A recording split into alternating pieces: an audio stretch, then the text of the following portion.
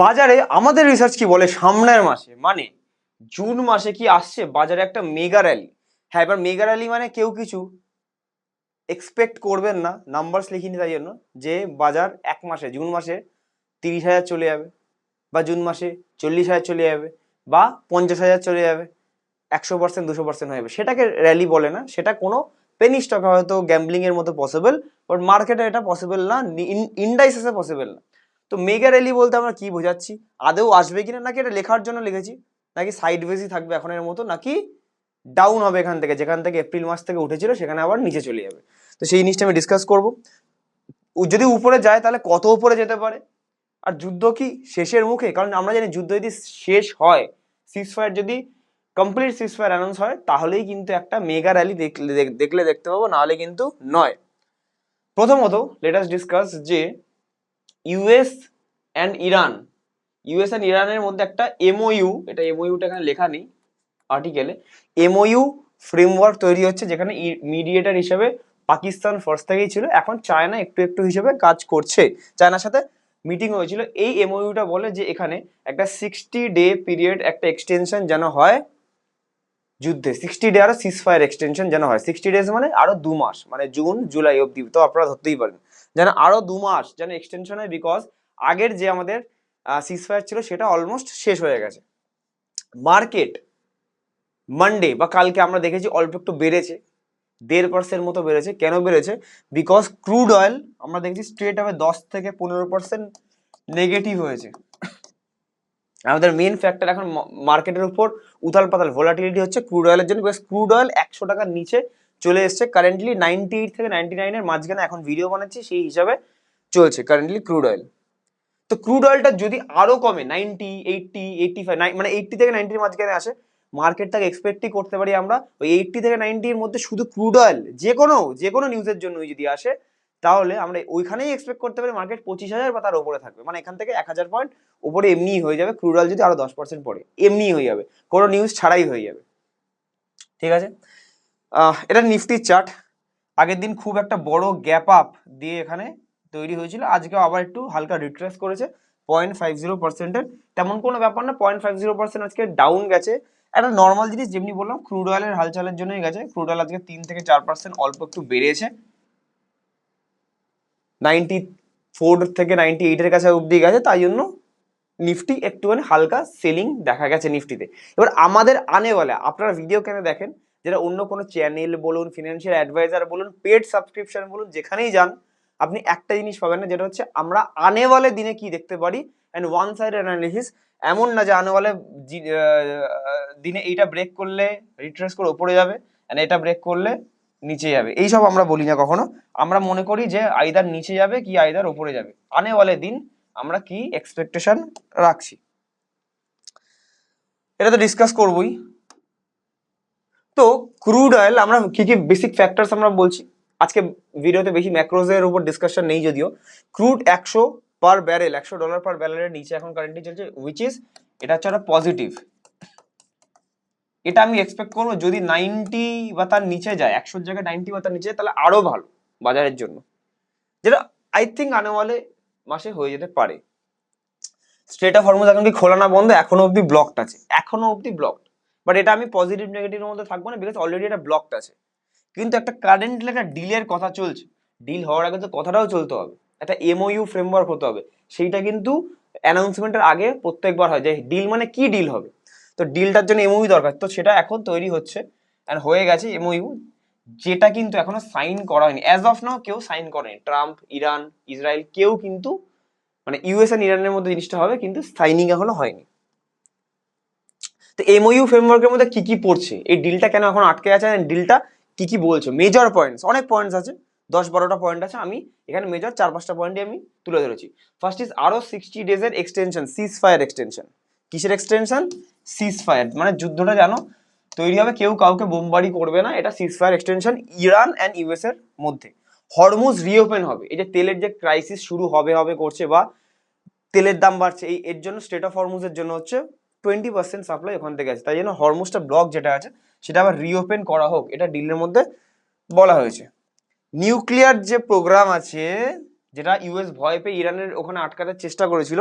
Nuclear programme, nuclear weapons এর programme ইরানে বন্ধ করা হোক, টেস্টিং অ্যান্ড এক্সপেনশনের জন্য বন্ধ করা হোক নিউক্লিয়ার। তো ইরান সেটা স্ট্রেট অ্যাওয়ে ডিল হওয়ার আগে ডিলে লেখা ছিল, স্ট্রেট অ্যাওয়ে রিফিউজ করেছে যে না, আমরা এই নিউক্লিয়ার ওয়েপনটা চালু রাখবো অ্যান্ড এক্সপ্যান্ড করবো, সিম্পল। এটা আগেই রিফিউজ করেছে, তার জন্য সাইনিং এগোয়নি এখনো, নাহলে সাইন হয়ে যেত হয়তো।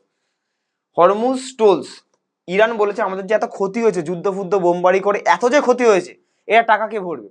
এই টাকাটা নেওয়ার জন্য প্রত্যেকটা জাহাজ এখান থেকে বেরোবে, আমি টোল ট্যাক্সের মতো টোল লাগাবো, যে এত টন বেরোবে, এর জন্য এত টাকা আমার চাই, $2 মিলিয়ন, $5 মিলিয়ন, এরকম করে আমার চাই, সেখান থেকে করবো। আর বা যদি টোল বন্ধ করতে হয় তাহলে আমাকে ওয়ার রিপারেশন দিতে হবে, ওয়ারের জন্য যে রিপেয়ার করতে হবে, রিপেয়ারিং যে খরচা পুরো দেশের জন্য, সেই ওয়ারে যুদ্ধের জন্য যা যা ক্ষতি হয়েছে, যারা ইউএস করেছে ইরানের উপর, ইউএস কে পুরোপুরি ইরানকে দিতে হবে। অ্যান্ড যা যা স্যাংশনস লাগিয়েছে, যার জন্য বিলিয়নস অফ ডলার্স লস হচ্ছে, এই স্যাংশনগুলো লিফট করতে হবে বা তুলে দিতে হবে।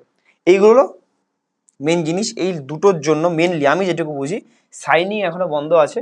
এই দুটো তো হয়েই যাবে জানি, বিকজ এর এখন টোলের কথা বলেছে, তার মানে মানে রিওপেন হয়ে যাবে, যে জাহাজ এখান থেকে যাক, রিওপেন করে দিচ্ছে, ওপেন করে দিচ্ছে হরমুজ, কিন্তু এক একটা $2 মিলিয়ন $3 মিলিয়ন করে দিতে হবে। তারপরে আমি হয়তো একটা $100 মিলিয়নের জাহাজ ছাড়বো, প্রত্যেকটা জাহাজের থেকে 2-3-4% করে আমি নেবো, simple as that, toll tax. তো এই দুটোর জন্য এখন আটকে আছে, এই দুটোর এখনো কথাবার্তা চলছে। কোয়েশ্চেনে যাওয়ার আগে আমি বলে দিই আমার কি মনে হয়, সিম্পল। অ্যান্ড এইটার জন্যই দেখবো এই আগের দিন এই যে কথাবার্তা চলছে, এমওইউ চলছে, এইটার জন্যই ইন্ডিয়া ভিক্স কারেন্টলি পড়ে 16.13 এর কাছে আজকের দিনে আছে, মানে ফিয়ার কমেছে, ভয় কমেছে মার্কেটে। এটা যত কম থাকবে তত বেশি ভালো মার্কেট, তত আমরা জানি যখনই আপ থাকে, বেশি আপ থাকে, যখন মার্কেটে কোনো বেশি ভোলাটিলিটি বা বেশি ফিয়ার থাকে না, ভয় থাকে না মার্কেটে পাবলিকদের মধ্যে, রিটেলার্সদের মধ্যে, তো তখন এটা একদম বটম লেভেলে চলে আসে, 8, 10, 7, 8 এরকম চলে আসে। আর যখন মনে হচ্ছে ফিয়ার হবে খুব, যে ভয় আছে যে এবার কি মার্কেট হয়তো ক্র্যাশ আসবে বা ক্র্যাশ আসার সময়, তখন বাড়তে থাকে। তো যারা যারা এখানে আমি বলেছিলাম না 28-এর উপরে খুব একটা ভালো বাইং পয়েন্ট ইন্ডিয়া ভিক্স দেখে, শুধু একটা ভিডিওতে বলেছিলাম, কারা কারা ফলো করেছেন নিচে কমেন্ট করবেন বা লাইক করবেন। আপনাদের জন্য এই প্রচেষ্টা, যারা 28 বা তার উপরে 29 অব্দি টাচ করে এসছে, 29 কিনেছেন, তারা কত লাভের লাভ হয়ে পেয়ে গেছেন দেখুন। ভিক্স এখন 16-র কাছে, যখন মার্কেট এইখানটা ছিল একদম 30th মার্চ। তো এখন এই লেভেল থেকে এই লেভেলে দেখতে গেলে অলমোস্ট কত 8-10% পজিটিভ হয়ে আছে কারেন্টলি 1.5 মাসের মধ্যে। এবার আমাদের কি এক্সপেকটেশন হচ্ছে, এখানে তো অনেকগুলো গ্যাপ আছে, এই গ্যাপটা পুরোপুরি ফিল হয়নি, বাট সবসময় গ্যাপ থিওরি আমাকে দেখলে হবে না, এই গ্যাপটা যে কোনো দিন একটা উইক লাগিয়েও ফিল হতে পারে, কোনো ব্যাপার না। বাট আমার কি মনে হচ্ছে, আমার মনে হচ্ছে অনেকে বলছে যে আবার এই 22,000 লেভেল রিটেস্ট করবে, অনেকে বলছে এই 22,800 লেভেল রিটেস্ট করবে। দেন এইটা হচ্ছে ক্রুশিয়াল সাপোর্ট লেভেল, এই সাপোর্ট লেভেল অব্দি হয়তো না আসলে না আসতে পারে, বাট আমি কনফার্ম বলতে পারি না, বিকজ এটা একটা নর্মাল একটা 1-2%-এর রেঞ্জ, মানে এখান থেকে যদি এই অবধি আসে একটা 2% 2.5%-এর ফল আসতে পারে। তো 2-2.5% মানে একটা রিটেলার, একটা বাচ্চাও জানে যে যে কোনো একটা নর্মাল নিউজের জন্য পড়তে পারে, বা দুদিন 1-1% করে পড়তে পারে, 2%। তো এইটা একটা নর্মাল রেঞ্জ, এইটা একটা, এর নিচে গেলে একটা ডেঞ্জার আমি বলবো, সিম্পল অ্যাজ দ্যাট। তো আমার মতে এর নিচে 23,250 এটা তো এক্সট্রিম লেভেল, আমার মনে হচ্ছে এখানেও যাবে না যদিও, কিন্তু এর নিচে গেলে তো ডেঞ্জার, ডেঞ্জার জোনে কি যেতে পারে দি সিরিজ? আমার মতে জুন মাসের জন্য বলছি, ভিডিওটা জুন মাসের জন্যই, জুন মাসের জন্য দি অ্যান্সার ইজ নো। তার মানে কি আমার মতে শুধু আমি এটাকে আপ ট্রেন্ড এখানে দেখতে চাইছি। আমি আগের দিন একটা ভিডিও বানিয়েছিলাম এইটা রিলেটেডই, এটা রিলেটেড একটা ভিডিও বানিয়েছিলাম যে আনে বলে 20 দিনের মধ্যে, আগের ভিডিওটার থেকে 20 দিনের মধ্যে, আনে বলে 20 ডেজের মধ্যে আমার মনে হয় যে ট্রাম্প নিজে ফেসে যাচ্ছে, নিজের দেশে ইনফ্লেশন বাড়ছে, তার জন্য যুদ্ধটা সিজ ফায়ার হয়তো করতে পারে বা বাধ্য করতে, মানে এই এমওইউটা সাইন করতে বাধ্য। যেটা আমি এই ভিডিওতে বলেছিলাম যে সামনেই কি যুদ্ধ শেষ, আবার উঠবে বাজার, এই ভিডিওতে আমি কিন্তু বলেছিলাম। তো যারা যারা দেখেননি দেখে নেবেন, আর নতুন হলে সাবস্ক্রাইব করে নেবেন, বিকজ আগে থেকে এখনো দেখুন সাইনিং হয়নি, আগে থেকে বলার কাজটাই হচ্ছে আমার। তো যদি সাইনিং হয়ে যায়, সে গ্যাপ ফিল করুক না করুক, আই ডোন্ট কেয়ার, বিকজ আমার এক্সপেকটেশন হচ্ছে বুলিশ নেচার। অ্যান্ড যখনই এই বুলিশনেস বা যখন এই জায়গাটাকে ভাঙবে 24,500, ধরুন বেড়ে বেড়ে বেড়ে 24,500 চলেই যাবে হয়তো এই মাসের শেষ বা পরের মাসের ফার্স্টের দিকে চলে যাবে হয়তো আমার মতে। যদি ভেঙে এটা রিটেস্ট করে উপরে যায়, তাহলে আমরা অল টাইম হায়ার কাছে আমরা নতুন আবার যেতে দেখবো। অল টাইম হায়ার কাছে যেতে গেলে 24,000 পার হতে হবে, 25,000-এ যেতে হবে, 26,000-এ যেতে হবে। তো একটা একটা একটা একটা করে ভাগ ভাগ আমি যাব। তো আমার মনে হচ্ছে এই মাসে মানে আপকামিং মান্থে, এখন থেকে আপকামিং মান্থ অব্দি বিয়ারিশ খুব কম মনে হচ্ছে। 100% স্টক মার্কেট বা সেবির অনুযায়ী বলা হয় না, বিয়ারিশ আমি হচ্ছে 1%। অ্যান্ড বুলিশ, বুলিশ মানে স্টক মার্কেটের ভাষায় আমি বলি পজিটিভ, পজিটিভ আমি 99%, মানে আপ ট্রেন্ড, আপ ট্রেন্ডের দিকে গিয়ে। উল্টে আমি এই গ্যাপ তো ছেড়ে দিন, এই গ্যাপ ফিলের কথা আমি এখন কারেন্টলি ভাবছি, ঠিক আছে। তারপর এখান থেকে এটা এটা ছবে, তারপরে 26 ছবে, তারপরে 27,000 28,000 যা হবে ওগুলো তো পরের ব্যাপার, এগুলো তো আগে ছুতে হবে, রাইট। তো আমি একটা শর্ট টার্ম ভিডিও দিলাম, বেশি লং টার্ম ভিডিও দিলাম না। এর মধ্যে একটা কমেন্ট, কিছু কিছু কমেন্ট আছে, আমি কমেন্ট নিয়ে নেবো। আশা করি আমার ভিডিও ভালো লেগেছে। এখানে একটা কোয়েশ্চেনও আছে, যারা এক দুজন কমেন্ট করেছে, তার মধ্যে একটা আমি নিয়েছি, যে একজন লিখেছে 26,000 হয়ে গেল। আগে আমি ভিডিওতে 26,000 একটা নাম্বার লিখেছিলাম, যে 26,000 কি আদৌ ছবে? 26,000 হয়ে গেল? কদিন আগে তো 28,000-এর গল্প বললে, 28,000 আমি বলেছিলাম জুন জুলাই মাসে টাচ করবে।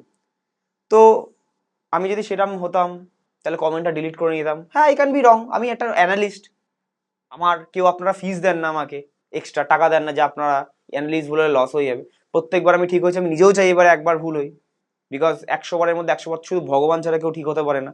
আমি তো ভগবান নই, আমি একটা নর্মাল মানুষ। স্টক মার্কেটে 10 বারের মধ্যে 6 থেকে 7 বার, 60 থেকে 70% অ্যাকিউরেসি ইজ হিউজ। যেখানে আমাদের লং টার্ম অ্যানালিসিস, যে 3-4 মাস সামনে কি হবে, কবে থেকে মার্কেট, এপ্রিল থেকে মার্কেট বাড়বে, 1 এপ্রিল থেকে বাড়ছে, এই জিনিসটা আমাদের এখন অব্দি 100%, ঠিক আছে। তো সেই ক্ষেত্রে মানে মার্কেট নিফটি অ্যানালিসিসের কথা বলছি।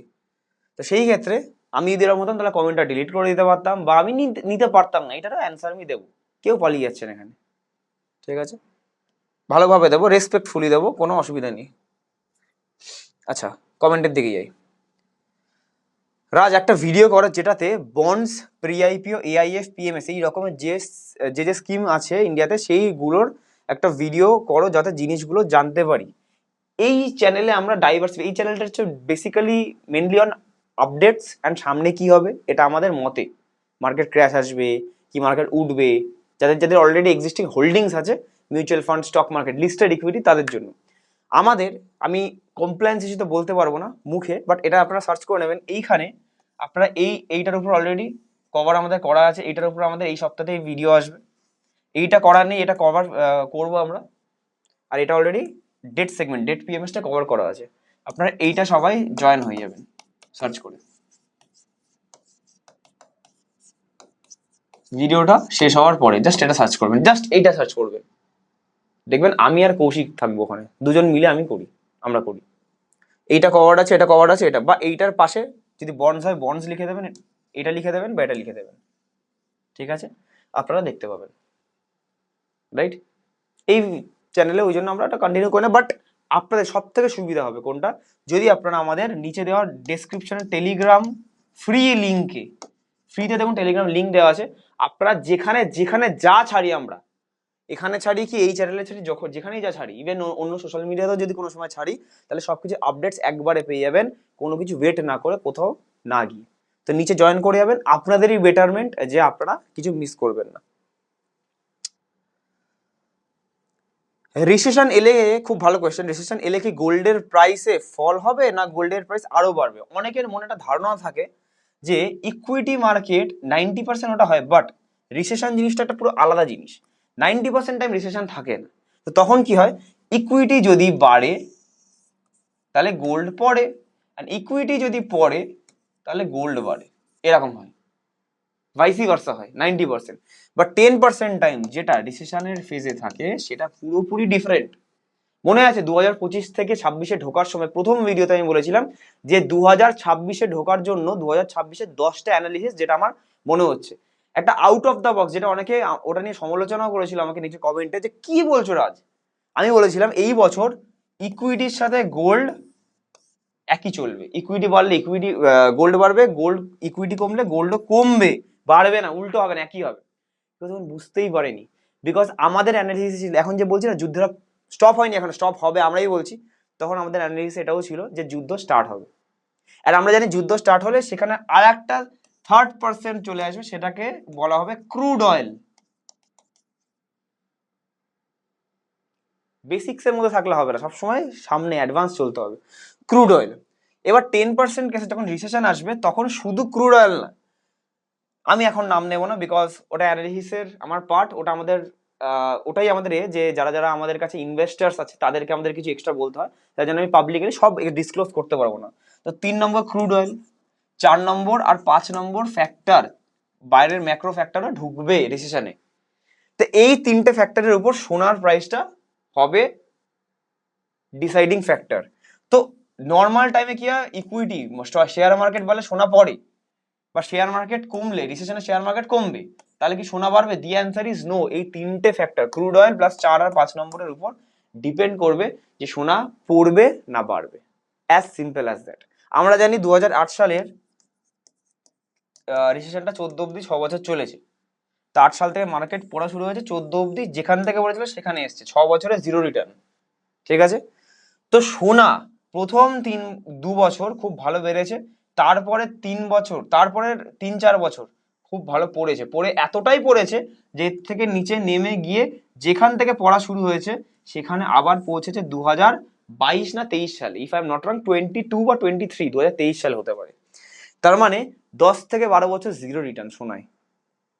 তো ওই জন্য এই ফ্যাক্টরস গুলো আপনারা করবেন। নিচে যদি জানেন নিচে কমেন্ট করবেন, দেখি কতজন জানেন আপনারা যে রিসেশনের সময় কোন কোন ক্রুড অয়েল ছাড়াও ফ্যাক্টর অ্যাড হতে পারে। এটা তো অতটা জিনিসটা সোজা না, এক্সাক্ট বলা যায় না, এরকম করে সবকিছু ফ্যাক্টরস আছে। রাজবাবু আপনার অ্যানালিসিস গুলো দুর্দান্ত, আমি আপনার কাছে আমার ফান্ড ম্যানেজ করাতে চাই, আমি আপনার সঙ্গে দেখা করতে চাই, কবে দেখা করতে পারি আপনি যদি জানান তাহলে উপকৃত হয়। আমাদেরকে নিচে দেওয়া নাম্বার আছে, ফোন করতে পারেন 6289541836 কৌশিকের নাম্বার, বা না পেলে এই 7003684863, এটা আমার নাম্বার পার্সোনাল, পাবলিকদের জন্য পার্সোনাল নাম্বার এইটা। একবারে না পেলে বুঝবেন কোনো ক্লায়েন্টের সাথে আমি অন্য ফোনে ব্যস্ত আছি, তো সেই ক্ষেত্রে আমি কল ব্যাক সবাইকে করে নিই ছুটির দিন বা রবিবার ছাড়া।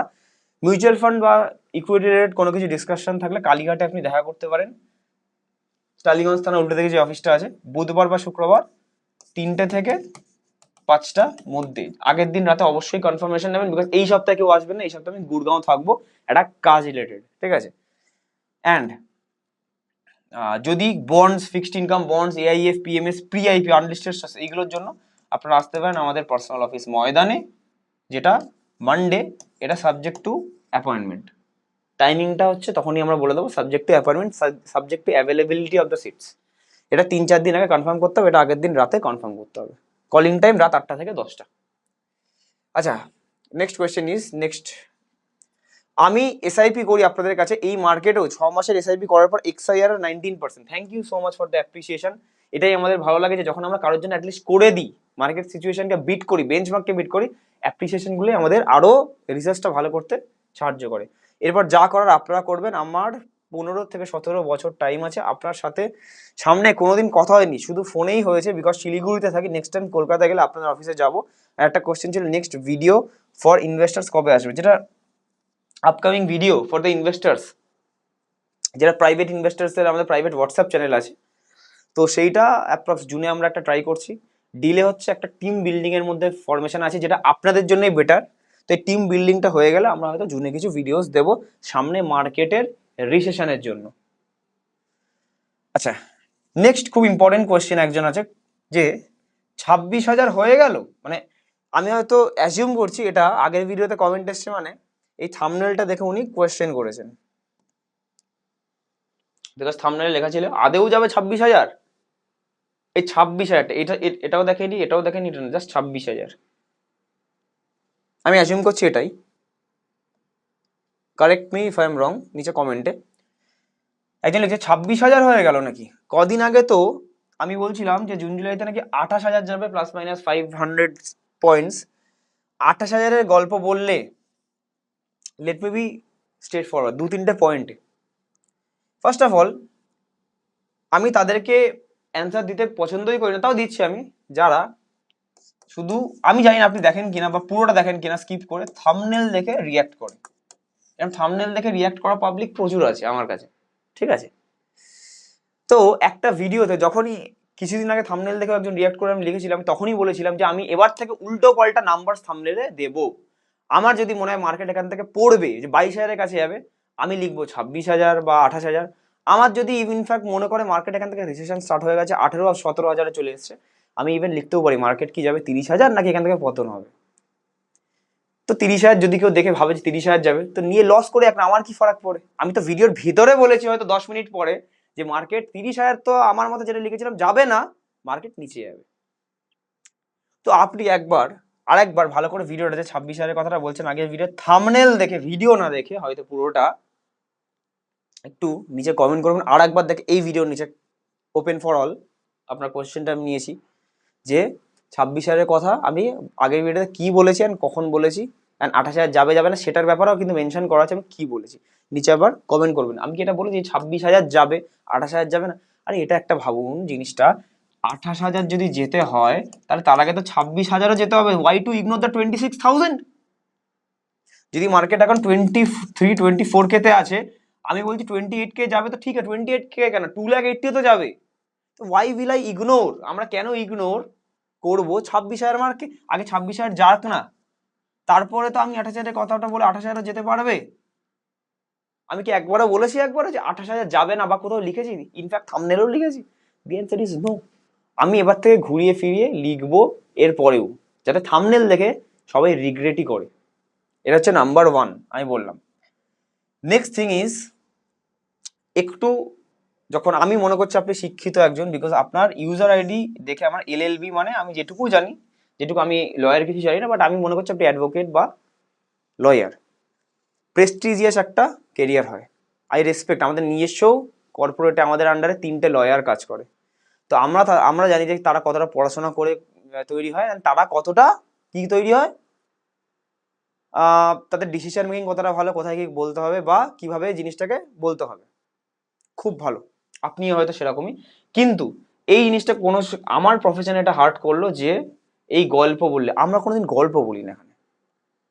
আপনাকে একটা যদি ক্লায়েন্ট এসে আপনি বলেন যে আপনি আসুন আমি ঠিক বাঁচিয়ে দেবো আপনাকে, আপনি আমাকে ফিস দিন, আমি আপনার হয়ে লড়ে বাঁচিয়ে দেবো। লেটস সে হেরে গেলেন, তারপরে হেরে গেলেন বা হারতে চলেছেন, তখন যদি কেউ এসে বলে আপনি তো এই গল্প বলেছিলেন যে আমি আপনাকে বাঁচিয়ে দেবো, তাহলে কি আপনার তখন ভালো লাগবে জিনিসটা?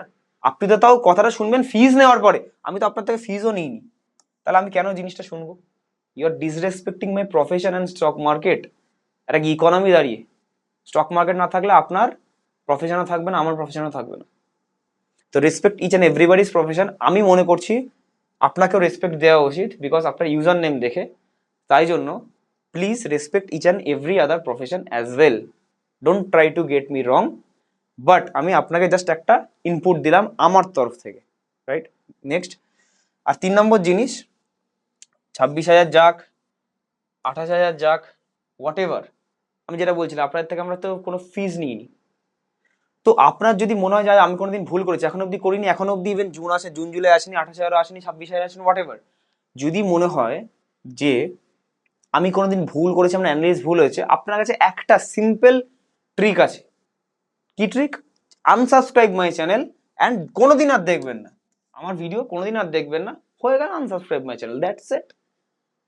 তারপরে দেখুন না কে ঠিক বলে কে ভুল বলে, তারপর আবার মতো হয়তো অনেক হাজার একটা ক্রিয়েটার এরকম করছে যে সামনের দিনে কি হবে তারটা দেখুন। আমারটা কোনো, আপনার জন্য সব থেকে বেটার হবে যে আপনি যদি আমার ভিডিওস আমি নিয়ে থেকে বলছি না দেখেন, যদি আমার মনে হয় যে আমি ঠিক বলছি না, কোনো ব্যাপার না, ফিস তো নিচ্ছি না আপনার থেকে যে আপনার লস করাচ্ছি কিছুর জন্য। তো আমি বারবার বলি আমরা জাস্ট একটা অ্যানালিস্ট, আমরা অ্যানালিসিস করে বলতে পারি যে কোথায় কি যাবে, বাট আপনি আপনার নিজস্ব ফিনান্সিয়াল অ্যাডভাইজারের সাথে কানেক্ট করুন, করে তার কথাটাই মেন মহত্ব দেবেন, তার কথাটাই মেন শুনবেন, আমার কথা কোনোদিন শুনবেনই না। আমারটা জাস্ট একটা কানেক্টিং ব্রিজ টাইপের করার জন্য তৈরি হয়েছে, যে সে কি বলছেন আমি কি বলছি দুটোকে একটা কানেক্ট করার জন্য, যে দুইটা ঠিক হচ্ছে কিনা, সিম্পল অ্যাজ দ্যাট। আমি তো আপনার ফিনান্সিয়াল অ্যাডভাইজার হয়তো নই, তো কেন আপনি আমার কথা বিশ্বাস করবেন, এতটা স্ট্রেস দেবেন? ঠিক আছে, নেক্সট কমেন্টের দিকে যাই। দুটো মানুষ আছে, একজনকে রোজ 5 টাকায় ডিম ভাত দেওয়া হয়, সে খুব খুশি তার উপর। আর একজনকে রোজ মাংস ভাত, ডিম ভাত তো থাকে, তার সাথে মাংসও থাকে, ডিম ভাত মাংস থাকে। একদিন এই মাংসটাকে তুলে দিয়ে বললো আজ থেকে ডিম ভাতই দেবো, বাট আসল জিনিস হচ্ছে দুজনই আনএমপ্লয়েড, কেউ খেতে পায় না, খেতে পায় না বা ফিজ সরি মানে খেতে পায় না বা সে কিছু তাকে দেয় না টাকা, 5 টাকাও ছেড়ে দিন, দেয় না। বাট একটা দিন এই মাংসটা না দেওয়ার জন্য এ কিন্তু খুশি, বিকজ এ আগে থেকে কম কম পাচ্ছে, অ্যান্ড সেম কন্টিনিউ হচ্ছে। যেহেতু ফার্স্ট থেকেই মাংস পাচ্ছে না, প্রিমিয়াম অ্যানালিসিস বা মাংসটাও পাচ্ছে, তো মাংসটা একদিন না পাওয়ার জন্য কি করে, তাকেই উল্টে বাজে বলে যে ধর বেকার, ভালোই না লোকটা, আগে মাংস দিত এখন মাংস দিচ্ছে না, ডাল ভাতে শুধু দিচ্ছে, বাট এর শুধু ডাল ভাতে খুশি, সে এখান থেকে হয়তো চলে যাবে। এফেক্ট তারই পড়বে, সে অ্যাটলিস্ট খেতে পেতো সেটা সে ভাবছে না, অ্যান্ড ফ্রিতে খেতে পেতো। মোর ওভার মেন জিনিস হচ্ছে ফ্রিতে খেতে, টাকা থাকলে তো নিজেই খেয়ে নিত মাংস দিয়ে। এটা কেন বললাম, যার বোঝার বুঝে গেছেন। আচ্ছা, নেক্সট ইজ, আগের ভিডিও থেকে একটা কোয়েশ্চেন এসেছে, প্রি আইপিওতে 94% রিটার্নের একটা এক্সাম্পল দেখালে, তো 94% রিটার্নের একটা এক্সাম্পল দেখালে তো 5 লাখের প্রি আইপিওতে ইনভেস্ট করলে নেক্সট 5 to 6 এর কত রিটার্ন পেতে পারে, যেগুলো কি তোমরা ইনভেস্ট করাবে? দেখুন, 94% নয়, আমরা যে আগের একটা ভিডিও বলেছিলাম যে গ্রোর শেয়ার আপনারা অনেকে এখন কিনবেন, লিস্টেড হওয়ার পর আপনারা একদম শেষে ঢুকছেন, বিকজ যখন আনলিস্টেড ছিল তখন এই শেয়ারটায় সিকোয়া ক্যাপিটাল বা পিক 15, ওয়াইসি কম্বিনেটর, রিবিট পকেট, এরা 4 বছরে 94 গুণ, 94% নয়, 94% মানে হচ্ছে 1 লাখ টাকাটা 4 বছরে 1,94,000 টাকা হওয়ার মতো, 94% হওয়ার, আর 94x মানে হচ্ছে 1 লাখ টাকাটা 94 লাখ, মানে পার্সেন্টেজ ওয়াইজ 9400%, 9400%, 4 বছরে।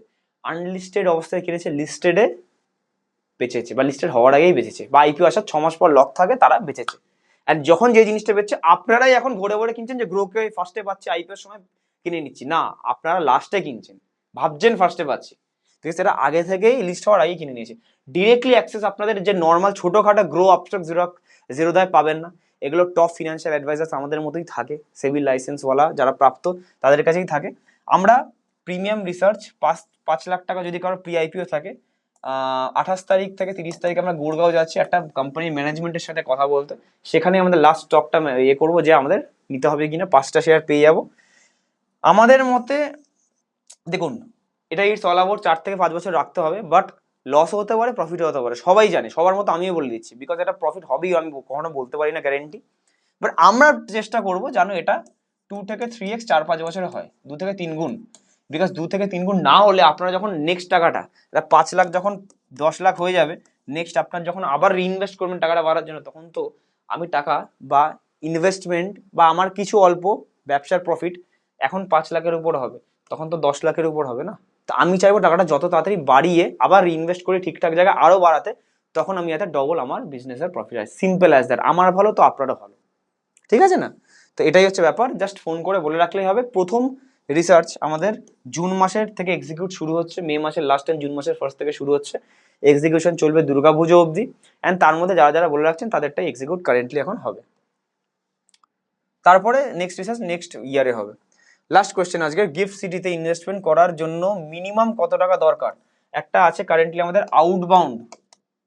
আউটবাউন্ড গিফট সিটি গ্লোবাল ইন্ডাইসেসের মিক্সচার, এটা একমাত্র গিফট সিটি যেটা $5,000 দিয়ে আপনারা ইনভেস্টমেন্ট করতে পারেন, ডলারের ভাও হিসাবে ওই 5 লাখ টাকা অ্যাপ্রক্সিমেটলি আপনি ধরতেই পারেন, যেটা হচ্ছে মিনিমাম।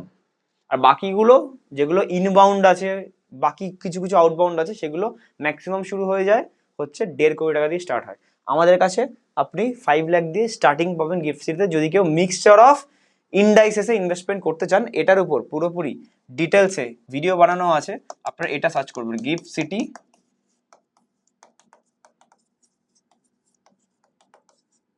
আমার আর কৌশিকের ভিডিও বানানো আছে, এটা সার্চ করলে পেয়ে যাবেন, 1 সপ্তাহ আগেই বানিয়েছি আমরা। আমি আজকে লাইক কমেন্ট শেয়ার করতে আপনাদের বলবো না, কারণ আপনারা লাইক কমেন্ট অত করছেন না। আমি আজকে দেখবো আপনারা নিজে থেকে কতজন লাইক করেন, কমেন্ট করেন, কেমন কি লাগলো ভিডিওটা, অ্যান্ড আরও সামনের দিনে কি মার্কেটে কি কি চাই, কি কি ভিডিও চাই, নিচে কমেন্ট করতে পারেন, অন্যদের সাথে শেয়ার করতে পারেন, সাবস্ক্রাইব করতে পারেন। যদি ভালো লাগে আমার চ্যানেল, আপনাদের উপরে আমি চাইলাম, আমি কোনো লাইক কমেন্টে টার্গেট দিলাম না আজকে। আশা করছি ভিডিওটা ভালো লাগলো। যদি ফিনান্সিয়াল অ্যাডভাইজারের দরকার হয় কনসাল্ট করতে পারেন, বা ফোন করে অনলাইনে বা অফলাইনে স্টার্ট করে নিতে পারেন। আজকের জন্য এইটুকুই রাখছি, থ্যাংক ইউ সো মাচ সবাইকে। Keep investing, keep trading.